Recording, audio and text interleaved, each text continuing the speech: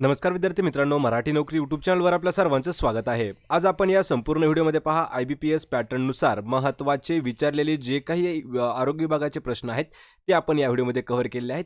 आणि या व्हिडिओमध्ये विशेष म्हणजे जिल्हा परिषद भरती तसेच आरोग्य विभागासाठी तांत्रिक प्रश्न जे विचारण्यात आले होते ते देखील आपण या व्हिडिओमध्ये कव्हर केलेले आहेत. यामध्ये पहा मित्रांनो, आपण सोबतच करंट अफेअर 2023 देखील ॲड केलेला आहे, म्हणजे करंट अफेअरचे देखील सराव या ठिकाणी होऊन जाईल. सोबतच TCS आणि IBPSने जे मागील वर्षी काही प्रश्न विचारले आहेत ते देखील आपण यामध्ये ॲड केले आहेत, म्हणजे एक प्रकारे पॅटर्न त्यांचा कसा असतो हे देखील आपल्याला समजून जाईल. त्यामुळे आपल्याला या व्हिडिओची जर PDF डाउनलोड करायची असेल तर मराठी नोकरी या नावाने आपलं एक टेलिग्राम चॅनल आहे, त्याची लिंक मी तुम्हाला डिस्क्रिप्शनमध्ये दिलेली आहे. आणि मित्रांनो, चॅनलवरती जर नवीन असाल तर लगेच आपल्या मराठी नोकरी या यूट्यूब चॅनलला देखील सबस्क्राईब करून ठेवा, म्हणजे तुम्हाला डेली याच पद्धतीचे व्हिडिओ जे आहेत हे पाहायला मिळणार आहेत. चला तर व्हिडिओला सुरुवात करूया. तर पहा, आपला प्रश्न पहिला आहे, खालीलपैकी कोण भारतीय रिझर्व्ह बँकेचे गव्हर्नर नव्हते? पहा, प्रश्न इम्पॉर्टंट आहे. पहा, प्रश्नाचं जर उत्तर येत असेल तर 3 ते 5 सेकंदामध्ये कमेंट करून प्रश्नाचं उत्तर द्यायचं आहे. तर जी RBI आहे म्हणजे भारतीय रिझर्व्ह बँक जी आहे, तर या बँकेचे खालीलपैकी कोण गव्हर्नर नव्हते? लक्षात ठेवा. यामध्ये महत्त्वाचं म्हणजे लक्षात ठेवा, या प्रश्नाचं उत्तर असणार आहे नरेंद्र जाधव हे जे आहेत हे गव्हर्नर नव्हते. यामध्ये डॉक्टर मनमोहन सिंग, सोबतच पहा C रंगराजन आणि D सुब्बाराव हे तिघही गव्हर्नर होते. कशाचे? RBIचे. नरेंद्र जाधव नव्हते. ऑप्शन क्रमांक 3 आपलं उत्तर होईल. प्रश्न क्रमांक 2 आहे, खालीलपैकी कोणत्या राज्यात गाहीर माता सागरी अभयारण्य या नावाचं एक सागरी अभयारण्य स्थित आहे? पहा, काय नाव आहे? तर गहीर माता सागरी अभयारण्य कोणत्या राज्यामध्ये आहे? आणि या प्रश्नाचं उत्तर होईल पर्याय क्रमांक 1, तर ओडिसा जे राज्य आहे. मित्रांनो, हा प्रश्न इम्पॉर्टंट आहे. पहा, ओडिसा या राज्यामध्ये आहे गहीर माता सागरी अभयारण्य.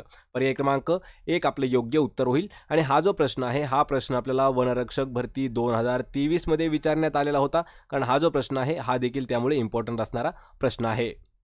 तर पहा, प्रश्न क्रमांक 3 आहे, प्राथमिक आरोग्य केंद्राच्या निकषासाठी सर्वसाधारण प्रदेशात किती लोकसंख्या असणं आवश्यक आहे? पहा, कशाच्या? प्राथमिक आरोग्य केंद्राच्या, म्हणजेच किती लोकसंख्येचा प्रदेश असला त्यावेळी त्या ठिकाणी एक प्राथमिक आरोग्य केंद्र जे आहे हे असायला पाहिजे. तर या प्रश्नाचं उत्तर होईल पर्याय क्रमांक 4. तर पहा, असा एखादा प्रदेश पाहिजे की त्या प्रदेशाची जी लोकसंख्या आहे तर ती 30,000 असणं गरजेचं आहे. ज्यावेळी 30,000 लोकसंख्या असेल तर त्या ठिकाणी प्राथमिक आरोग्य केंद्र जे आहे ते असतं. पर्याय क्रमांक 4 आपलं योग्य आन्सर होईल. प्रश्न क्रमांक 4 आहे, देवी या रोगाचा समूळ नायनाट जागतिक आरोग्य संघटनेने कोणत्या वर्षी जाहीर केला आहे? म्हणजे देवी हा जो आजार आहे हा पूर्णपणे जगातून नाहीसा झाला, म्हणजे संपलेला आहे असं जे आहे ते घोषित केलं. कोणी केलं होतं? पहा, जागतिक आरोग्य संघटनेने. ते कोणत्या वर्षी घोषित केलेलं होतं? तर या प्रश्नाचं उत्तर होईल पर्याय क्रमांक 1, 1977 हे जे वर्ष आहे. पहा मित्रांनो, 1977 या वर्षी देवी रोग जो आहे हा पूर्णपणे गेलेला आहे असं घोषित केलं होतं जागतिक आरोग्य संघटनेनं. पर्याय 1 आपलं उत्तर होईल. प्रश्न क्रमांक 5 आहे, डाळी व कडधान्यांमध्ये प्रथिनांचे प्रमाण किती टक्के असते? ज्या काही डाळी असतात आणि कडधान्य जे आहेत त्यामध्ये प्रथिन म्हणजे काय? तर त्यामध्ये पहा, प्रोटीन्स जे आहेत हे किती त्यांचं प्रमाण असतं? तर या प्रश्नाचं योग्य उत्तर होईल पर्याय क्रमांक 1, 17 ते 25%. पहा, 17 ते 25% इतकं जे प्रमाण आहे, या इतकी टक्केवारी प्रमाण असतं पहा डाळी आणि कडधान्यामध्ये प्रथिनांचं. पर्याय 1 आपलं उत्तर होईल. तर मित्रांनो, पहा, महत्त्वाचं म्हणजे आरोग्य विभागासाठी भरपूर कमेंट येत आहेत की आरोग्य विभागासाठी कोणतं पुस्तक आपण वाचलं पाहिजे. तर यामध्ये पहा, हे जे पुस्तक आहे आरोग्य विभाग तांत्रिक डायरी, लेखक आहेत पहा याचे विकास सिंदाळकर आणि सचिन कुरुंसर, विजयपथ पब्लिकेशनद्वारे पब्लिश करण्यात आलेलं पुस्तक आहे. आणि यामध्ये सर्व म्हणजे 100% TCS आणि IBPS नुसार याचा पॅटर्न असणार आहे. यामध्ये मित्रांनो, सार्वजनिक आरोग्य विभागातील गट क आणि गट ड ह्या ज्या भरत्या आहेत त्यामधील जे काही प्रश्न असतात महत्त्वाचे या पुस्तकामध्ये सर्व कव्हर केलेले आहेत. आणि यामध्ये विशेष म्हणजे पहा, मे 2023ला जी परीक्षा झालेल्या आहेत पहा, तर त्यानुसार हाचा जो सिलेबस आहे, अभ्यासक्रम जो आहे तो नवीनच घेण्यात आलेला आहे. लेटेस्ट आवृत्ती आहे या पुस्तकाची. आपल्याला जर हे पुस्तक हवं असेल तर याची लिंक मी तुम्हाला डिस्क्रिप्शनमध्ये दिलेली आहे, लक्षात ठेवायचे. त्या ठिकाणी जाऊन हे पुस्तक आपण विकत घेऊ शकता किंवा कोणत्याही मार्केटमध्ये जाऊन या पुस्तकाचा फोटो दाखवून किंवा हे पुस्तक आपण इझिली अवेलेबल करू शकता. यामध्ये सर्वात महत्त्वाचं म्हणजे की यामध्ये जे काही तांत्रिक प्रश्न आहेत हे सर्व प्रश्न म्हणजे याच पुस्तकातील प्रश्न आपल्याला आरोग्य विभागासाठी 100% विचारले जाणार आहेत. तर पहा प्रश्न क्रमांक 6 आहे, लहान मुलांमध्ये मूडदूस होण्याचे कारण जीवनसत्व डॅशची कमतरता होय. या ठिकाणी आपल्याला मित्रांनो यावरती 2 वेळा प्रश्न अल्टरनेट विचारले होते की मूडदूस हा जो विकार आहे हा कोणत्या जीवनसत्वाच्या कमतरतेमुळे होतो. लक्षात ठेवायचे, मूडदूस हा जो आहे हा विटॅमिन डी म्हणजेच काय तर जीवनसत्व ड जे आहे याच्या कमतरतेमुळे होतो. हा झाला आपला पहिला प्रश्न. दुसरा प्रश्न असा विचारला होता की जीवनसत्व ड च्या अभावामुळे होणारा रोग कोणता, आणि त्यामध्ये ऑप्शनमध्ये मूडदूस हा एक आजार आपल्याला दिला जातो. लक्षात ठेवायचे, मूडदूस आजार होतो लहान लेकरांमध्ये जास्त प्रमाणात आणि तो होतो जीवनसत्व ड च्या कमतरतेमुळे. ऑप्शन क्रमांक 4 आपलं उत्तर होईल. यामध्ये महत्त्वाचे जे काही विकार आहेत थोडेसे त्यामध्ये लक्षात ठेवा. जीवनसत्व अ च्या कमतरतेमुळे कोणता होतो, रात अंधळेपणा. पहा, रात अंधळेपणा हा असतो विटॅमिन ए च्या कमतरतेमुळे. विटॅमिन बी च्या कमतरतेमुळे बेरी बेरी हा आजार होत असतो. विटॅमिन सी च्या कमतरतेमुळे होतो पहा कोणता, स्कर्वी हा महत्त्वाचा आजार आहे. हे 4 आजार आपल्याला नेहमी विचारले जातात, तर त्यामुळे लक्षात ठेवायचे. विटॅमिन डी च्या कमतरतेमुळे होतो कोणता, तर तो होतो मूडदूस. विटॅमिन सी हे जे आहे हे सर्वात जास्त कोणत्या आंबटवर्गीय फळं जे असतात त्यामध्ये आवळा झालं, लिंबू झालं याच्यामध्ये जास्त प्रमाणात असतं. विटॅमिन डी हे कशामध्ये जास्त प्रमाणात असतं, जो सूर्यप्रकाश आहे. पहा, आपला सकाळचा कोवळा सूर्यप्रकाश असतो त्यामध्ये विटॅमिन डी जे आहे हे सर्वात जास्त असतं. सोबतच जो कॉड लिव्हर मासा आहे त्याच्यामध्ये देखील विटॅमिन डी जे आहे हे सर्वात जास्त असतं. विटॅमिन ए जे हे आहे लक्षात ठेवायचं आहे, हे गाजर असे जे फळं आहेत त्यामध्ये गाजरामध्ये हे सर्वात जास्त असतं विटॅमिन ए. प्रश्न क्रमांक 7 आहे, नागरिक पेयजल योजनांमध्ये पाण्याच्या निर्जंतुकीकरणासाठी कशाचा वापर केला जातो. पहा मित्रांनो, हा प्रश्न महत्त्वाचा आहे.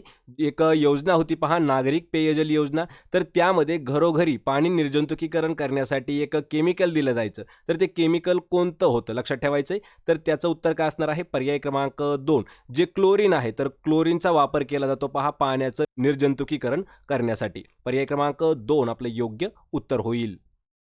प्रश्न क्रमांक 8 आहे, निराधार व अनाथ स्त्रिया यांच्या पालनपोषणाची जबाबदारी स्वीकारणारी शारदा आणि मुक्ती यासारखे संज्ञे कोणी स्थापन केली. पहा, या ठिकाणी प्रश्न हा महत्त्वाचा आहे आणि हा प्रश्न आपल्याला इतिहास या विषयावरती विचारलेला आहे.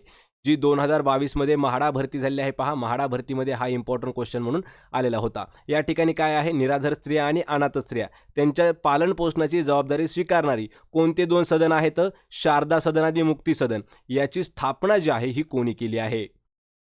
तर या प्रश्नाचं उत्तर होईल पहा पर्याय क्रमांक 4, तर पंडिता रमाबाई यांनी स्थापन केले आहेत पहा ही सदने, शारदा सदन आणि मुक्ती सदन. पर्याय 4 आपलं अचूक उत्तर होईल. प्रश्न क्रमांक 9 आहे, भालचंद्र नेमाडे यांच्या खालीलपैकी कोणत्या पुस्तकास ज्ञानपीठ पुरस्कार मिळालेला आहे. प्रश्न महत्त्वाचा आहे कारण हा प्रश्न आपल्याला यावर्षी जी तलाठी भरती झाली आहे पहा 2023 मध्ये, त्यामध्ये असाच प्रश्न आपल्याला विचारलेला आहे. पण त्या ठिकाणी प्रश्न थोडासा अल्टरनेट विचारला होता. आपण या प्रश्नाचं उत्तर जाणून घेऊया. लक्षात ठेवा, तर कोसला ही जी त्यांची कादंबरी आहे किंवा हे जे त्यांचं पुस्तक आहे, तर या पुस्तकाला ज्ञानपीठ पुरस्कार मिळालेला आहे. या ठिकाणी आपल्याला यावर्षी प्रश्न असा विचारला होता की कोसला हे जे पुस्तक आहे या पुस्तकाचे लेखक कोण. लक्षात ठेवा, भालचंद्र नेमाडे हे त्याचे लेखक आहेत. आणि असेच आपल्याला महत्त्वाचे पुस्तक आणि त्यांचे लेखक जर पाहिजे असतील तर त्याची ही लिंक मी तुम्हाला डिस्क्रिप्शनमध्ये दिली आहे, त्या ठिकाणी जाऊन तोही व्हिडिओ आपण पाहून घ्यायचा आहे. म्हणजे कमीत कमी आपल्याला 2 प्रश्न त्यावरती नेहमी विचारले जातात.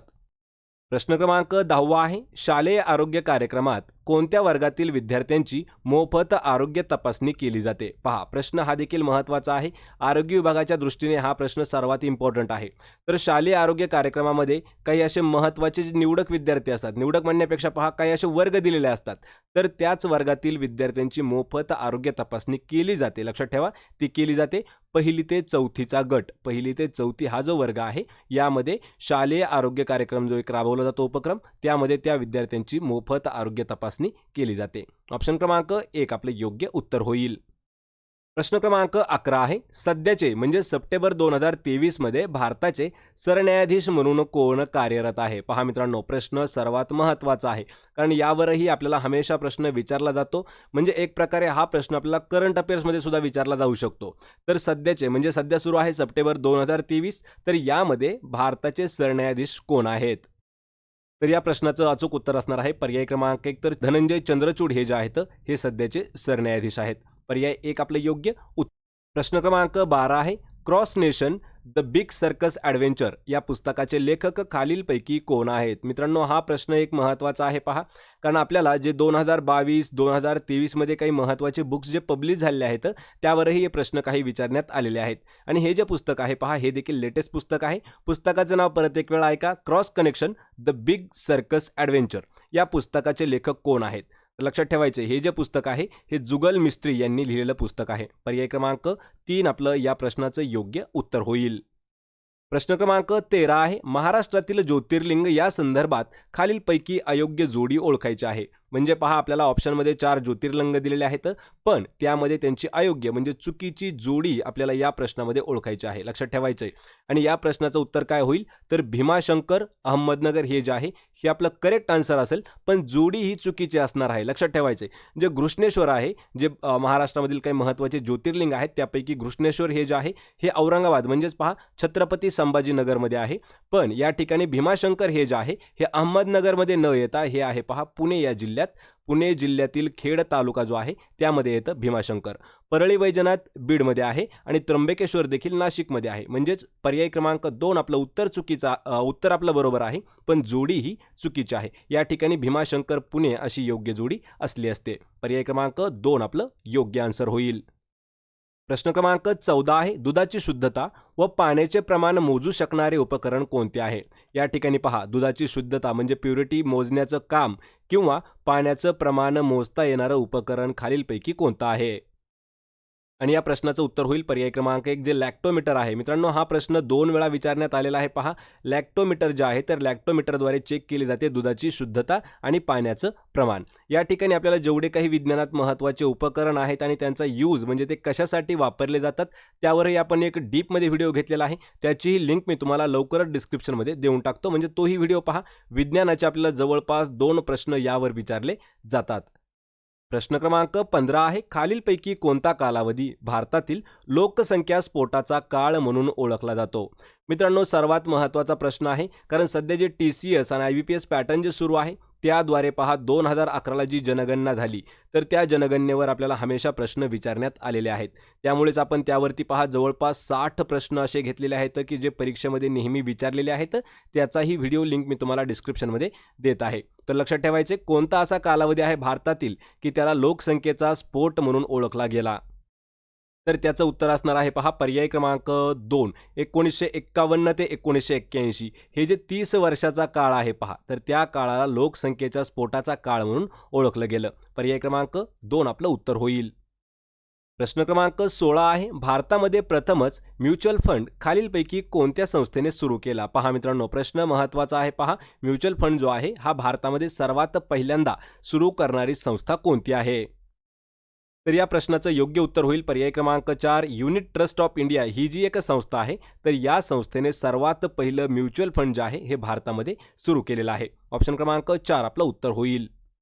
प्रश्न क्रमांक 17 आहे, आपली पाठ आपणास दिसत नाही या म्हणीचा योग्य अर्थ काय होईल? पहा, या ठिकाणी आपल्याला म्हण विचारलेली आहे आणि सर्वात इम्पॉर्टंट अशी म्हण आहे, आपली पाठ आपणास दिसत नाही. या म्हणीचा अर्थ काय होतो? तर लक्षात ठेवा, अर्थ होतो याचा पर्याय क्रमांक 3 स्वतःचे जे दोष आहेत ते स्वतःला कधीच दिसत नाहीत असा त्याचा अर्थ होतो. म्हणजे स्वतः जे काही ड्रॉबॅक्स आहेत ते कधी स्वतःला दिसत नाहीत, म्हणजेच आपली पाठ आपणास दिसत नाही. पर्याय क्रमांक 3 आपलं उत्तर होईल. प्रश्न क्रमांक 18 आहे, एप्रिल 2023 मध्ये खालीलपैकी कोणी अरुणाचल प्रदेशमध्ये वायब्रंट विलेज प्रोग्राम सुरू केलेला आहे? पहा, या ठिकाणी एक उपक्रमाचं नाव दिलेलं आहे. पहा, वायब्रंट विलेज प्रोग्राम जो आहे हा कोणी सुरू केला आहे? या ठिकाणी 2 प्रश्न आहेत. कोणत्या राज्यामध्ये सुरू केला? तर अरुणाचल प्रदेश या राज्यामध्ये सुरू केला आहे. कधी केला? एप्रिल 2023 मध्ये. या ठिकाणी प्रश्न आहे की कोणी सुरू केलेला आहे? तर या प्रश्नाचं उत्तर असणार आहे पहा पर्याय क्रमांक 2 तर अमित शहा यांनी सुरू केलेला आहे. ऑप्शन क्रमांक 2 आपलं उत्तर होईल. प्रश्न क्रमांक 19 आहे, शिवडी नावाशेवा प्रस्तावित पुलाला कोणाचे नाव देण्याचा निर्णय राज्य मंत्रिमंडळाने घेतलेला आहे? पहा, शिवडी नावाशेवा या ठिकाणी एक पूल बनत आहे तर त्या पुलाला खालीलपैकी कोणाचं नाव देण्यात येण्याचा निर्णय जो आहे तो शासनाने घेतलेला आहे.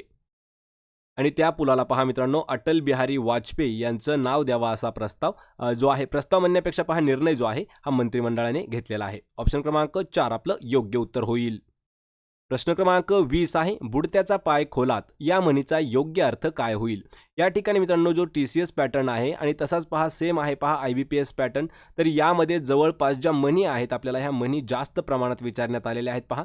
त्यामुळेच आपण महत्त्वाच्या असणाऱ्या ज्या 300 म्हणी आहेत त्या देखील आपण डीपमध्ये त्यांचे अर्थ आणि म्हणी घेतलेल्या आहेत. त्यापैकीच ही एक म्हण आहे पहा, बुडत्याचा पाय खोलात. आपल्याला त्याचा अर्थ सांगायचा आहे. तर याचं उत्तर होईल पर्याय क्रमांक 2, अधोगतीस लागून जास्तच खाली येणे. त्याला म्हटलं जातं पहा बुडत्याचा पाय खोलात. पर्याय क्रमांक 2 आपलं या प्रश्नाचं उत्तर होईल. प्रश्न क्रमांक 21 आहे, चिकनगुनिया विषाणूचा तापाचा शोध 1953 मध्ये कोणत्या देशात लागलेला आहे? यावर आपल्याला 2 वेळा प्रश्न वेगवेगळा विचारला होता पहा. कारण हा जो प्रश्न आहे हा 2021च्या आरोग्य भरतीमध्ये विचारण्यात आला होता. प्रश्न असा विचारला होता की पहा चिकनगुनिया विषाणूचा शोध जो आहे तो कोणत्या वर्षी लागला? लक्षात ठेवायचं आहे 1953 या वर्षी लाभलेला आहे.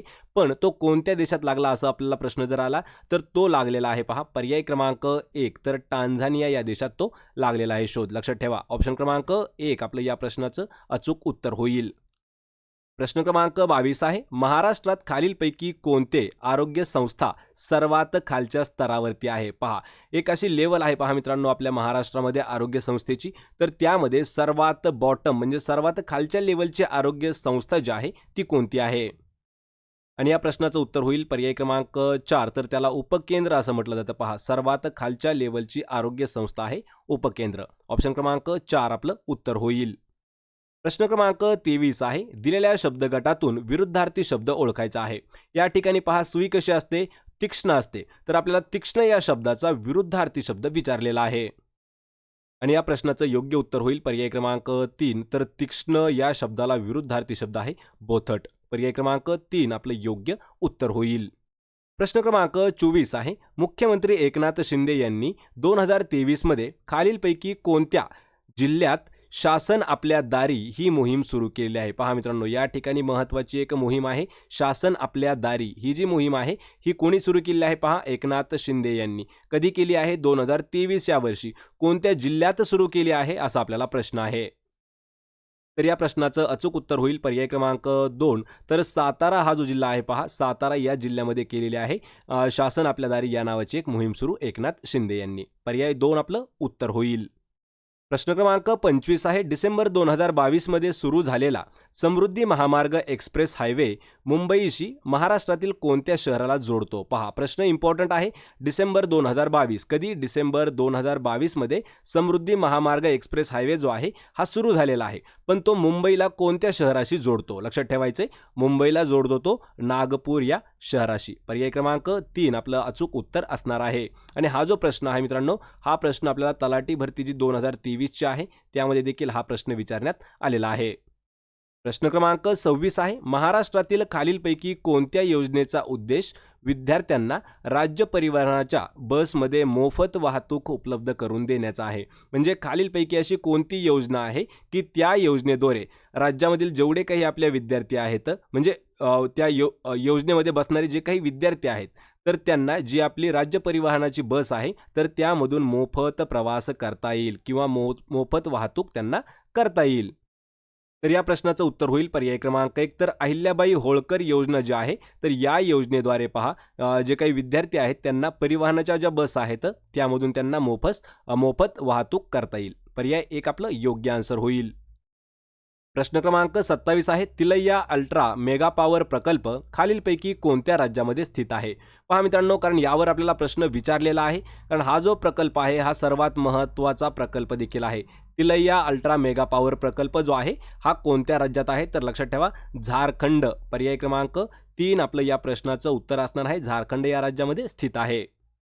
प्रश्न क्रमांक 28 आहे, हवेली येथील सिंहगड किल्ल्याला पूर्वी कोणत्या नावाने ओळखले जात होते? पहा सिंहगड हा जो किल्ला आहे हा पुणे या जिल्ह्यामध्ये आहे. सोबतच पुणे जिल्ह्यातील हवेली तालुका जो आहे या तालुक्यामध्ये येतो पहा सिंहगड किल्ला.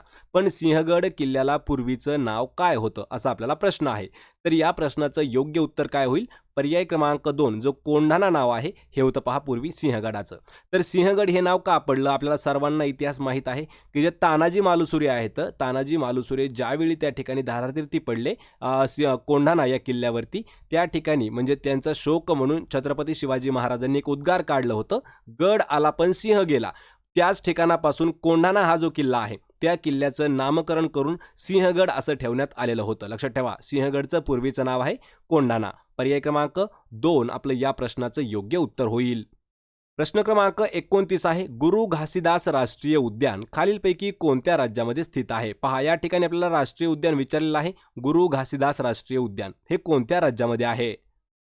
तर या प्रश्नाचं अचूक उत्तर होईल पर्याय क्रमांक 2. तर छत्तीसगड हे जे राज्य आहे, पहा, छत्तीसगड राज्य, तर या राज्यामध्ये येतं गुरु घासीदास राष्ट्रीय उद्यान. ऑप्शन क्रमांक 2 आपलं योग्य उत्तर होईल. मित्रांनो, या व्हिडिओचा आपला शेवटचा प्रश्न आहे. पहा, भारतातील दक्षिण मध्य रेल्वेचं मुख्यालय कोणत्या ठिकाणी आहे? पहा, आपल्या भारतामधील कोणतं विचारलं आहे? दक्षिण मध्य रेल्वे म्हणजे साऊथ झोन जे आहे त्याचं मुख्यालय कोणतं आहे? आणि या प्रश्नाचं अचूक उत्तर असणार आहे पर्याय क्रमांक 4. तर सिकंदराबाद हे जे आहे हे भारतातील रेल्वेचं, आपल्या दक्षिण मध्य रेल्वेचं एक मुख्यालय आहे. पर्याय क्रमांक 4 आपलं योग्य उत्तर होईल. तर मित्रांनो, हे होते पहा महत्त्वाचे असणारे 30 प्रश्न. 30 प्रश्नापैकी आपल्याला किती प्रश्नाचे उत्तर देता आले हे मला कमेंट करून नक्की सांगा. व्हिडिओ जर आवडला तर आपल्या व्हिडिओला लाईक करा, मित्रांमध्ये हा व्हिडिओ शेअर करा आणि आपल्या मराठी नोकरी या यूट्यूब चॅनलला सबस्क्राईब करून ठेवा. मित्रांनो, सोबतच पहा, प्रत्येक व्हिडिओची फ्री PDF जर आपल्याला मिळवायची असेल तर मराठी नोकरी या टेलिग्राम चॅनलला देखील जॉईन करून ठेवा, म्हणजे तुम्हाला प्रत्येक व्हिडिओची PDF त्या ठिकाणी आपण उपलब्ध करून दिलेली आहे. आपण भेटूया पुढच्या एका अशाच नवीन व्हिडिओमध्ये. तोपर्यंत जय हिंद, जय महाराष्ट्र.